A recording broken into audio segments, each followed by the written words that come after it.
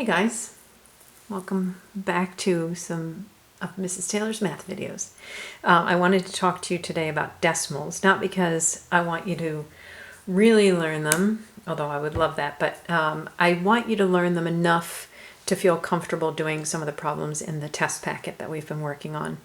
So I first want to talk to you about adding and subtracting decimals because I think that those will make the most sense to you because you have some experience with adding and subtracting decimals, and that would come from money. So let's take a problem that you know already, and let's say that you went to the store and you bought a candy bar for $1.24 and let's say a book for $7.98, and you wanted to add them. So you would just add them like normal. You would add the 4 and the 8, and you would get 12, carry the 1, 9 plus 2 is 11, plus 1 is 13, put down the 3, carry the 1. Notice I put that decimal down there, I just carried it down. And then 7 plus 1 is $9.32. All right, so you've probably done ones like that before. Now, if you haven't, and you're wondering, well, why do you do it that way? Think about this. If I were to estimate about how much that is, I would say that's about $8, right? I'm just 2 pennies away from $8, and I'm going to round this and say, well, this is about $1. So if I were to just estimate the answer, I would do 1 and 8 and get 9, and I would think, okay, well, that makes sense for what I got. All right, so just what you've been doing so far with adding decimals by lining up the decimal point and just adding the way you normally do and just bringing that decimal down is exactly what you should continue to do. Now, let's do one with subtraction. Let's say that you went into the store with, let's say you went in with $10 and you bought something that was $3.99. Now, I'm going to say that this is the way that we would do it. We would not do 10 minus $3.99. First of all, that wouldn't make sense. That would make it look like this one was smaller. We don't have enough places up here to subtract the $3.99 from, so no to that. You might wonder though, well, why do you put the 10 where you do? And that's because this is the same thing as $10.00. And we want to make sure that we're lining up all our places. Remember, this column right here would act kind of like the dimes. It's not truly that way, but think of it. This would be the dimes, and this would be the pennies. We know that dimes and pennies aren't the same value, so if I put them in another way, let's say, so that dimes was here and pennies was under here, it doesn't make sense to subtract dimes from pennies. Or if pennies were here and I put dimes under here, that would not make sense. So I want to make sure that all my dimes and all my pennies line up. So this is saying when I have $10, I have $10 and 0 dimes and 0 pennies. This would essentially be the same thing as saying I have $3 and 9 dimes and 9 pennies. Now I know there are other ways to write 90 or to make 99 cents. You would probably use quarters instead of just dimes and pennies. But for right now, in a very crude way, let's just think of this column right here as the dimes and this is the pennies. So then what do we do? Well, we're just going to subtract like normal. I can't do 0 pennies minus 9 pennies, so I'd come over here and borrow from the dimes column, but there are no dimes to borrow from, so I would go over to the ones column, and there are no ones here, so then I would go over to the tens column and borrow from there. So I'm going to break that down, and this becomes 0 $10 and 10 $1. Then I'm going to cross this off and make this $9. And then remember, the transfer is just like the transfer that we do in regular adding and subtracting. That this place is 10 times the size of this, or this is 1/10 of this. So when I transfer it over here, I'm actually giving it 10 dimes when I trade in that dollar. And then this is 9 and 10. So just like we did before, this becomes a 1, this becomes a 0. Again, this is the cents, or the coins that we're going to get back, and then 9 minus 3 is 6. And again, how do we know that's right? That this is the change that you have? Well, again, if we're thinking about estimating, there's no estimating that needs to go on there. This is $10, and $3.99, I'm going to say that's about $4. So when I subtract 4 from 10, I get $6. And that is consistent with what I got here. All right, so with money, hopefully you're okay. If not, watch that again or ask your mom and dad for help with that. But just the thing that you remember is the decimal point lines up. All right, now let's think if we had something like something that wasn't money. Let's say we had 1.2 plus, and I'm going to write it this way first because I want us to practice setting it up properly. Let's say we had 1.2 plus 3.89. And we have to write that up and down. So normally when you add, you line up the last places. So it is very understandable if you decided to do this, because that's typically what we do when we add things. We line up this place right here and keep going over. Why do we do that? Well, because when we're adding just whole numbers, these are both the ones places, and that's why we line them up. But in decimals, that's not always true.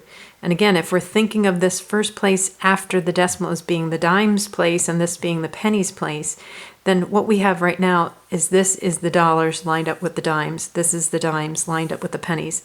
So you can't do that same thing here, because after the decimal place, things get a little bit different from what you're used to.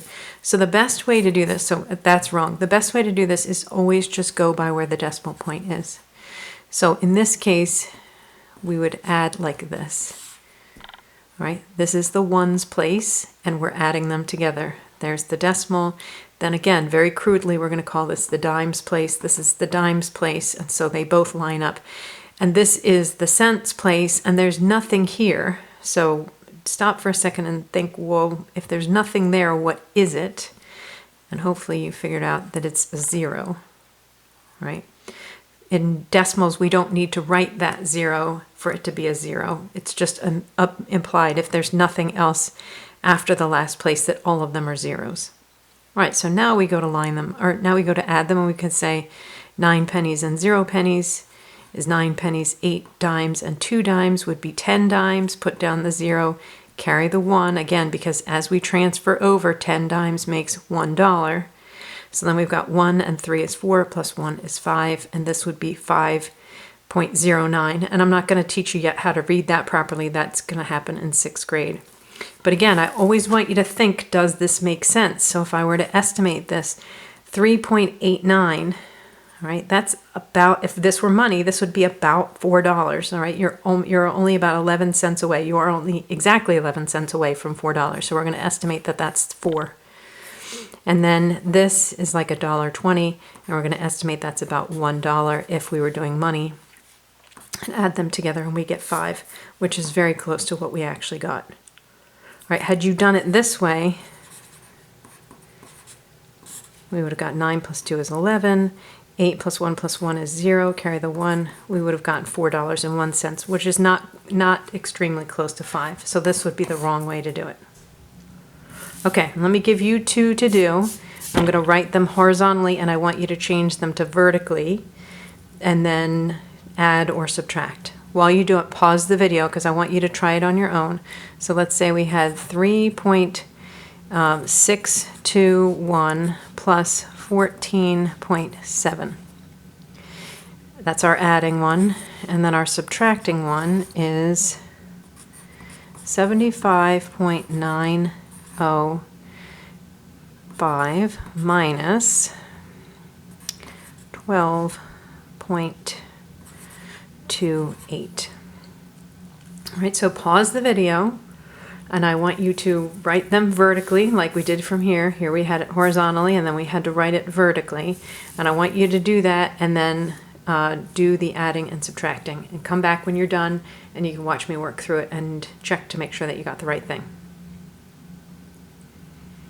Okay, welcome back. I hope that you did all right. I'm going to change this so that it is vertical. So it's 3.621.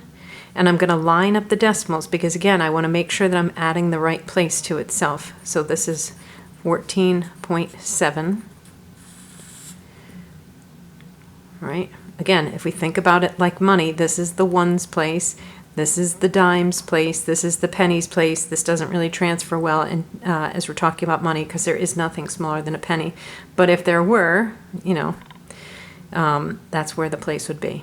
All right, so we want to add them. Again, this is saying 14 and 7 dimes, essentially, which means there's no pennies and no of that other thing. And now we just add. So we get 1, 2, that's 13, and we add 1. Don't forget to bring down that decimal place. So 4 plus 3 is 7, plus 1 is 8, and then 1. That is what you should have gotten. And again, if you checked this as you were doing it, if you weren't sure, you could say this is about 15. And this, I don't know, that's close. You could go either 4 or 3. We went up to get 15, so maybe this one you want to go down to get 3. But technically, if we're rounding this, this should have been rounded to 4, and this should be rounded to 15. But I think we'll get more accurate since we have some to go to get up to 15. To make it more accurate, let's go down here this time. So 3 plus 15 is 18, which is just about what we got.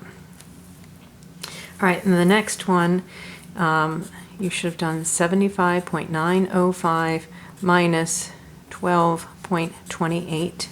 And again, I'm lining up the decimals right here. And any places that don't have anything filled in, it's an implied 0. So we're going to subtract and we get 5. I go to do 0 minus 8, I can't do it. 10 minus 8 is 2, that's a 6. Put the decimal there. 5 minus 2 is 3. 7 minus 1 is 6.